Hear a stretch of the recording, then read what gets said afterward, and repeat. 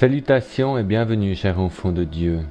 Puisse notre Père libérer ces enfants qui sont captifs en nous, car la vie éternelle, c'est que nous le connaissions, lui le seul vrai Père de toute l'humanité. En effet, Jésus nous a fait connaître notre Père véritable, et c'est pour cela que nous sommes des frères et sœurs naturels. Ce n'est pas par un précepte ni par philosophie que nous sommes enfants de Dieu, mais c'est en vérité et en justice.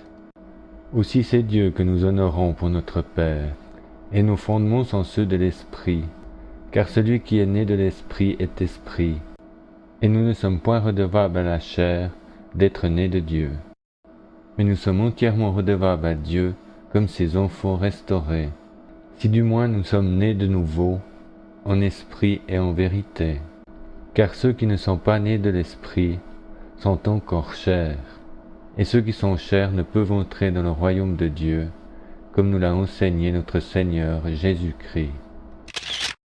Donc, c'est en connaissant que Dieu est notre Père légitime que nous faisons sa volonté, parce que c'est dans sa famille qu'il n'y a plus ni orphelin, ni rejeton, ni étranger.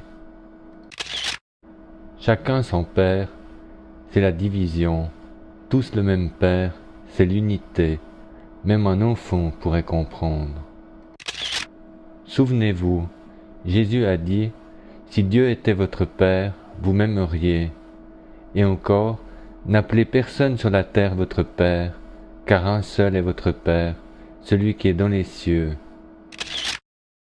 La création attend avec un ardent désir la révélation des fils de Dieu. Or nous savons que jusqu'à ce jour, la création tout entière soupire et souffre les douleurs de l'enfantement, parce qu'elle est près d'accoucher les fils et les filles de Dieu. C'est là l'apocalypse des enfants de Dieu, leur révélation au monde. Voilà, c'est la fin de ce podcast. Merci à tous et à toutes. Que la paix du Seigneur soit avec vous. Au revoir et à bientôt.